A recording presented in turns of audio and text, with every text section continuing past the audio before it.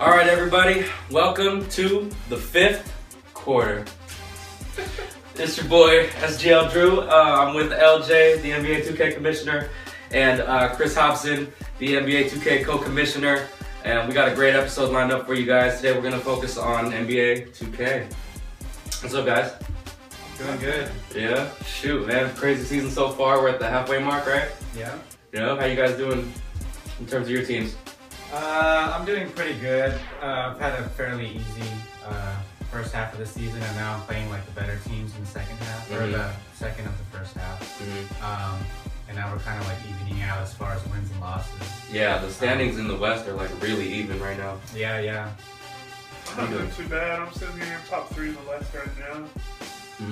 Had a little bit of a losing streak going on. Got some tough opponents next week, but we'll ride it around. Yep, for sure. All right, well, I mean, like, let's take a look at the standings real quick since you bring it up. You'll see in the East right now, we're standing at Ramon and the Pistons, sitting at number 1. What's their record looking like, and how are they doing? Ramon is 19-5. 19-5. Led by Paul George. And Tony Parker. Just acquired Tony Parker from the Bucks. Yeah, that was a blockbuster. But do you think that's going to put him over the top? Like, do you see him being as a? Do you guys think he's a contender or pretender right now? I think he's a contender because he's played decent teams and he's stood his ground. So he's definitely played big dogs and beat them. As far as like being best in the league, I still think BP has a very strong hold on that. Okay, yeah, but I mean, honestly, he's got to be top in the East. His record says it, and his play is saying it. Yeah, so. He's playing in the East. Yeah. And then, but right behind him, we have what's the next 4 looking like? In the top overall, or in the East. In the East. Okay, in the East. We have Pistons number 1, Hornets number 2. Lemons. Yep, Lemons the Hornets. Andrew Halster and the Cavaliers. Okay. Reggie and the Raptors.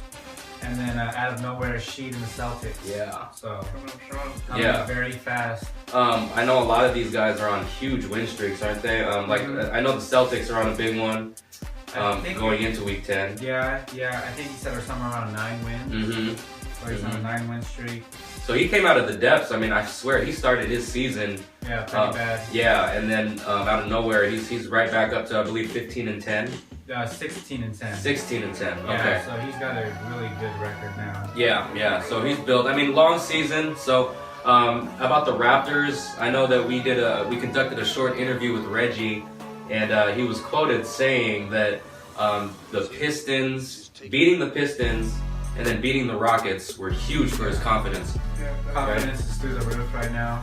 Anytime he can beat a number 1 team. On both sides of, I mean, yeah. Yeah. So, I mean, he's a force to be reckoned with. You really can't argue that. His roster, it looks, on paper, it looks a little soft, but man, when he hits the court, they're monsters. Goran Dragic averages 20 and 10. Ben McLemore is like 15. Yeah, let's pull the Raptors up, actually. There it is, yeah. So Dragic runs the show, and then Green and I believe Ben McLemore are the guys that have really been lighting it up for him. Yeah, Gerald Green's averaging, I think it's at 35 plus points a game. And we'll have this full interview on the official SGL website, so make sure to check that out on the 5th quarter portion. And he's got a solid bench. I think he has Danny Granger coming off the bench, Perkins, Mozgov, Raymond Felton.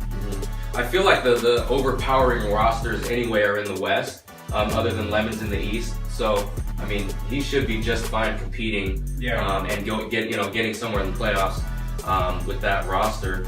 But moving up, Andrew Halter and the Cavaliers is the number 3 team in the East. Man, what do you guys think about his team? He's got 4 80 players and 2 high 70s. Just solid up and down. Yeah. Every position you look at, solid. And this team reminds me of like a Spurs type of basketball team, you know? Yeah. Mike Conley's the head, and it all runs through him, but all these guys can get you 15, 20 points. He's got a solid perimeter defense for sure with Jimmy Butler and Oladipo. And Conley can defend too. Embiid and Vucevic are just crazy on boards and blocks. Yep. And then he's got Jeremy Lamb, Chalmers off the bench. So. Gordon Dang's a really good center. What I like about Halter's roster too, yeah, I mean, Dang is nice. The bigs do their job. Everyone kind of knows their role, you know. Jimmy Butler and Oladipo, man, the wing defenders, it's tough to get past that first level. Yeah. So I think the Cavs are doing great. Next up is number 2, Lemons. Yeah, Lemons. And the Hornets. And some are saying that Lemons is a candidate for GM of the Year, and easily one of the better rosters in the entire league. What do you guys think? Yeah, top to bottom is pretty solid. He likes to use his bench player as well. Mm-hmm. He's got Derrick Rose, so he can attack the rim at will, and DJ and Ibaka will protect the rim. I mean, yeah, and he's constantly in the trade market, just making trades every day, trying to increase the player's value. He actually turned Nick Johnson into Andrew Wiggins. Yeah, that's impressive. That's huge. Yeah. Yeah, and he's easily top 3 defensive wise just with his own defense that he's playing. Yeah, and I mean, if you have Ibaka, DJ guarding the rim, and Derrick Rose on the outside, Wiggins is athletic. I mean, it's tough to run against this team because they'll run with you. And he just got Rodney Stuckey to run his second unit, which is crazy. Yeah. And Rodney, the 206, got to represent that. He's doing his thing out there in Charlotte, and they're doing well as a team. Mm-hmm. And then obviously Ramon is the top of the East. Let's move over to the West though. Looking at the West standings, I mean, Brandon Patterson and the Houston Rockets continue to be the creme de la creme of the SGL. What do you guys think? Have you guys gotten a chance to play against him? Yeah, he's legit. Yeah. He runs the same style of like a fast-paced half-court game. He gets the ball right off the inbound to half-court and he just guns it up there. Yeah. With who was that? Reggie Jackson. To be honest, watching him play, I mean, I got a chance to play against him, me and the Lakers, and it reminds me of a college-style defense. Yeah, for sure. Where anyone that comes in is holding the turbo and you're giving 100% effort until you're tired. Yeah. And he's going to bring the next guy in and you're going to do the same thing. And he expects the same from the bench. Yeah, It's all game, full tempo, run and gun. So, and then, I mean, it's easy to get momentum on your side if you're just always pushing, you know? Yeah, always pushing. Yeah, so... scored, I think, 3 or 4 over 100-point games. Yeah. So shout out to BP, man. Easily the top guy right now. Number 1. And then, I mean, moving on to the next kind of tier in the West this is where the big jumble starts. Obviously, I think Shea deserves that number 2 spot, and he's in there. Yeah. What do you guys think about the Grizzlies play? They're good. They hit a real patch when they had John Wall and Levine and Rose, but now they got John Wall and Jamal Crawford. Yeah. Which is super key after the patch because shooters are like more valuable than ever. And he beat VP too, so that's huge. That's saying a lot. Yeah. So. And then also, I mean, I like the way that he built his team in terms of he's got an elite rim attacker with John Wall and an elite shooter, shot creator in Jamal Crawford. Yeah. I think he runs Thad at the 3 or 4. I think he runs about the 4. Yeah. But Thad, man, I love because Thad runs and he'll attack the rim, and that's something. He plays defense too. Yeah, that's something that I know. His play style of vision. Yeah. Tony Snell's his guy. He actually starts for him, Tony Snell. He does a good job. Interesting, yeah. Well, yeah, I mean, I think Shea, I mean, from the get-go, even though he drafted like Zach LaVine, he was expected to be one of the better players just because he's great on the sticks, straight up. So we're excited to see where he's able to lead this young team. A lot of youth. I mean, it may be interesting to see how it comes in the playoffs. I mean, when he's playing against more, seasoned veteran players. Yeah. A lot of people are worried about him post-patch. Yeah. I mean, his play style is like almost nerfed completely, so you can't really do a lot of contact dunking or any kind of contact shot whatsoever. So it's more of a shooter post-up game for sure. And luckily he has Jamal for that. Yeah, so he lucked out with Jamal. Yeah. I still think Shea's going to be the team to beat this league. You think so? Yeah. We'll see. 100%. We'll see. So take notes, BP. Number 3, and then I mean, like I said, there's a big jumble. It's go ahead and go with the number 3 team out here. It's the San Antonio Spurs. That would be my team that I am. Man, so Chris, tell us about your season. I mean, I guess what have been the most key players on your way up to the number 3 spot for you? Dirk, of course. I mean, he kind of holds it down. He closes my game for me most of the time. If he's playing well, I'm playing well. Right. Kind of goes too. That's usually how it goes. And Joakim Noah, dude, he's a big pickup for me. He's gonna hold down the center for me, and it's gonna be good. So yeah, tell us about who you traded for Joakim. I traded Joakim Noah. I traded for Joakim Noah. Got JJ Redick and DJ Augustine out of the deal. Put 2 great shooters on the outside. JJ Redick's mid-range game was perfect for me. And then I ended up trading Chandler Parsons, Ty Lawson, and Andrew Bogut, which Andrew Bogut was kind of the Those are 3 big names. Yeah, that's huge. It was good. But Joakim Noah comes in here and he's gonna he plays. Yeah, he's a game changer himself. Yeah. So Absolutely. When you have an elite rim protector, coupled with the 7-foot scoring machine that's Dirk Nowitzki, I mean, that should be a really good front court situation for you. Yeah, absolutely. I'll be fine going through the season. Okay, and you heard it here first. Tough game this week. I got BP, I got the Pistons, and I got Shea. So. So what's your record right now, Chris? I am 17-8. 17-8. Okay, and then most of the teams right there under you are within 1 to 2 games of you. Yep. So let's move on to the number 4 team, which is LJ and the Blazers. And let's take a look. Obviously, it's the Damian Lillard show over here in Portland, which is just fine because it's working out great for you. What's the season been like? It's been good. I've still been trying to recover from trading my first and second round picks, which was Kawhi and Fareed for Kobe. And then I've constantly just been trying to rebuild my team's value and get our depth there. But so far it's looking good. I start Damian Lillard now, OJ Mayo, and then Ariza. Brandon Wright, who has just been showing out for me lately because I figured out he had this Gold Lob City finisher badge. There you go. He's got like 90 hands, so he just finishes every pick and roll alley-oop. That's huge, It's added a lot to my game. And then I had Avery Bradley as my backup point. I like how you have that Avery OJ, come in for each other and shoot the lights out when you need They're them both to. interchangeable at either position. Yeah. And I don't know, it's working out great for me. That's good.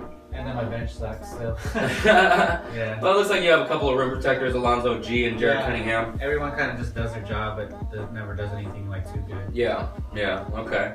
Well, yeah, man. I mean, like I said, it's a strong roster. What's your record right now? 16-12. Okay. So I should be like around 4 to 6. There's a lot of teams that have less losses but not as much wins. Yeah. But they're right up there with me. So it'll even out. Right behind them are the Phoenix Suns and B Lane. And now this has been a huge story over the course of the season so far. Let's take a look at his roster. And real quick, we're gonna pull up his original roster. Yeah. So take a look at these kind of side by side. You got Al Horford now as a starter, IT as a starter, and he used to have in those positions Damian Lillard and Brook Lopez. Yeah. So he's managed to kind of take the best drafted team, break it completely down, and he's kind of rebuilt it to kind of a mid-level team. And he's 15-10 right now? Yeah, he's 15-10. Yeah, he really lost a lot of good pieces, but he's actually moving on the way up with where his team's going. Yeah. He's got some good pieces. He's making better trades than he was before. I feel like, man, depth-wise, he's acquired a lot of great pieces. It's almost like his team is like all the good bench players. Yeah, he's just kind of spread it apart. Yeah. I mean, would you say that it's working? Would you say that he's trying to figure it out? Where is BP or B Lane? Because I'm interested in seeing if he can, kind of turn it into the number 1 spot like where he was before. Yeah, power rankings, he's definitely dropped. I wouldn't say he's anywhere as feared as he was in the beginning of the league when he was a 10-0 son. Yeah. But he's definitely working slightly on the way up, but he's not really getting that confidence back, it seems like. He's about 1 or 2 pieces. If he gets another solid win, Yeah. I think he'll be where he needs to be. Yeah. His stick skills are at least top 5 of this. Yeah, absolutely. I agree with that too. I think that makes up for the lack of players. Yeah. Yep. I think he'll be just fine. He's definitely going to make the playoffs out of the way. Yeah, he'll make playoffs for sure. He just needs to get a hold of his team right now. Yeah. So I mean, that's the crazy kind of the Western Conference as it is right now. Everyone, like I said, is about 1 to 2 wins or losses away from each other. Right behind the Suns are me and Miggs. who are basically the same record as these top 3. Yeah. So I'm sitting at 15 and 11. I know Miggs is sitting at 15 and 10, tied with B-Lane. My team obviously has plenty of star power. Yeah. Just got to figure out how to put it together because I feel like my guys are the slower stars. I mean, I have Tim Duncan, and it's like trying to figure out how to integrate him with the running style of Chris Paul, Kawhi Leonard, and J.R. Smith because they want to get out and hit the floor. So we'll see how it goes. How are you liking Duncan post-patch? Now that they say that post moves and all that is like the... It's interesting. Like I feel like he's got a ton of moves, but as far as finishing down low, it's been rough. Yeah. But we'll see. 15 and 11. I'm still very much in the hunt for the playoffs. And then my bench obviously is what it is. Psycho T kind of carries them. Still, Yeah, I'm a big fan of being able to have Spencer Hawes and Aaron Brooks, both 206 guys. Love it. But yeah, that's pretty much that. Let's talk about the hottest team in the league real quick. Okay. The hottest team in the league, without a doubt, New York Knicks. New York Knicks. Right? Ethan. So shout out to Ethan and the New York Knicks. They are on the SGL record 13-game winning streak right now. Huge. And man, dude's not letting up. He's got an incredible team, starting with Kyle Lowry at the point guard, Monta Ellis at the 2, Tyreek Evans at the 3, and then he puts Jared Sullinger in at the 4 with Kevin Love at the 5 as the anchor. And when you have a stretch 5 that can rebound at 99, that's got to be, man. It's a little bit different. I believe he starts Tyreek Evans at the point coming off the bench, so it makes it a little different. Really? With Chris Middleton starting at small forward, I believe he has Love at the 4, Sullinger at the 5. Sullinger plays the 5. Wow. Interesting. I think he played me differently. It could just be a little bit different of matchups. But Yeah.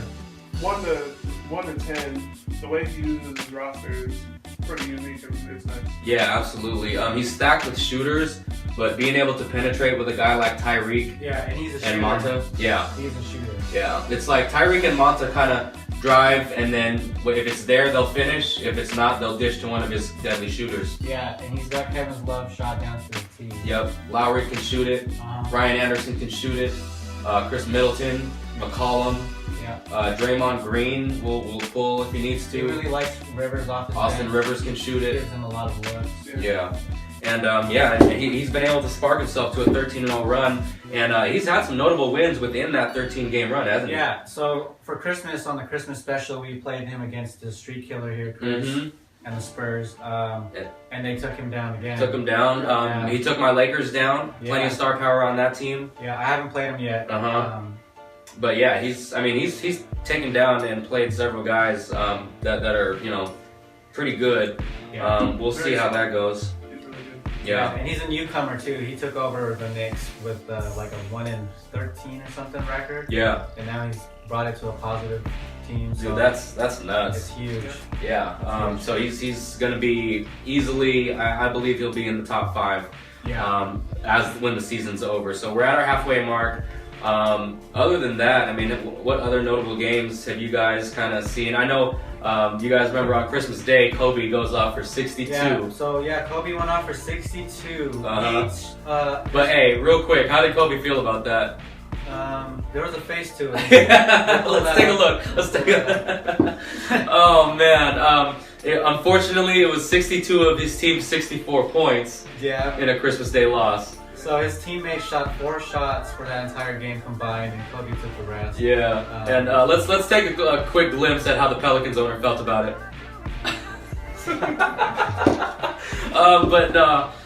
Wash, I mean, I know he's really excited about having a guy that can go off for 62, period. Yeah. He's got his post mid-range fadeaway down to perfection. It's ridiculous. It's an exploit. Yeah. So if the former champion, Danny Washington, can actually incorporate the team a little bit, I think he'll start making a little bit of noise. Yeah, he was coming up too. He was over 500 earlier today. Right. He went back down to 500, but he was over. That's right on. So I mean, we'll see. I mean, like I said, the West is so competitive. A guy that's 500 can win 3 games and be above 500 by 3 games and be in the hunt. Yeah, you don't want that. And so, and then last but not least, I do want to touch base on our reigning champ PJ, who's been on a tear. just recently had a little scare, but man, prayers to you guys. Shout out to PJ. Yep. That's our boy, and he's starting to play well, right? Yeah, he did a little bad after the patch came out, but I think he's kind of getting a hang of it and how to play with it. So yeah. So the Golden State Warriors, we'll see if they can make a resurgence here. Just kind of going back through the SGL notable names. Yeah. I mean, he's got talent. Brandon Jennings, Kevin Martin, Nick Stauskas, Gortat, and Amari. Yeah, everyone's talking about Levine though and how he's completely nerfed after the patch. Steve Novak can shoot it, so if Levine's like kind of struggling, at least he's got a bench guy that can generate some points. Yeah. So we'll see if PJ and D-Wash, two notable names in the SGL, can kind of he needs to make playoffs to defend his title, so very important. Yep. So I mean, that's pretty much where the league's at, guys. Appreciate you guys joining us for the fifth quarter. Real quick, let's take a look outside of the standings, the overall power rankings. I think we all agree that Ethan is the number one guy in the power rankings right now. For sure. I would still put VP at 1 just Would because they haven't played yet. And VP is consistently 1. But that's true. Okay. I would say Ethan. So Ethan and VP are number 1 and 2. I mean, kind of depends on where you view it. Yeah. I think 1, 2, 3 is just the toss up. Yeah. But Ethan hasn't lost a game since joining the league, though. Yeah. So that's why I would put him there. Yeah. But yeah, I mean Ethan, VP, and then number 3, I think we'd agree Ramon sits there. Yeah. Okay. Ramon, number 1 in the East. He's been there for a week, so. Yep. And he more than deserves that spot. His team is deadly scary. Yeah. PG, the way he plays is crazy. He'll put PG on you on defense on your star, and then he'll be waiting down low with Tyson Chandler with like a 99 shot contest. Paul George, man, he reminds me of young Kobe. Yeah. In terms of he can shoot it, he can dunk it, he can defend. Yeah. And he's that prototype 2 guard. But bigger. But longer. Long, strong. Like he's gonna be a force in the East for sure. And then sitting at number 4, we have Rashid. Yeah. Who's come out of the depths like we mentioned earlier, and man, D Wade is a monster in this game. Yeah, I can't believe he's doing it with old ass Wade. Yeah, have you guys played against Sheed already? Yeah, I think Wade dropped like 40 on me. Very hard to contain, and when you double him, he's got people like Jeff Green he can dish it out to him. Yeah. He'll hit the 3 or jam on you. So. Yeah, he's really good taking double teams. Yeah, he moves the ball very well. Celtics-Lakers rivalry game, I remember we had a battle, and just in the last 2 minutes, just Wade came alive and finished everything at the rim. So, you got to watch out for that. And so he's looking like a problem. And then number 5, shout out to our boy from Texas, Miggs, who has revived his season ever since I traded UKD. So you're fucking welcome. But he went from 1-8 to now 15-10. Yeah. And easily a contender. People are having problems, dude. Yeah, KD is just crazy. I scrimmage Miggs all the time, and there's just really no answer for KD. Right. I mean, it's like he's gonna get his buckets. You have to live with it. Yeah. And it's whether he's feeling on seeing if another guy wants to make a play. Yeah. In which case you're like, yes, and please. He's made it harder to double him by getting Ray Allen back. Yeah. So now if you double KD, Ray Allen's gonna be wide open in the corner. That was a great move by him. He's a shooter now. So. Yep. So that's pretty much that, man. Those are the top 5 guys in the power rankings. We will be joining you guys shortly, but I know that the trade deadline is coming up, so we'll probably be shooting an episode and seeing you guys after that. Week 13 is the trade deadline, so 2 weeks from now, we can make trades up until that point. So. Yep. And then also in January, keep an eye out for our Legends League. I mean, your chance to have Kobe, Jordan, and LeBron on the same team potentially. Peyton Camp. Peyton Kemp, the return, Scottie Pippen, man, I can't wait. T-Mac, Vince Carter are going to be on the roster. Keep an eye out for these guys. And Shaq too, yep. But other than that, man, we'll see you guys later. Signing out.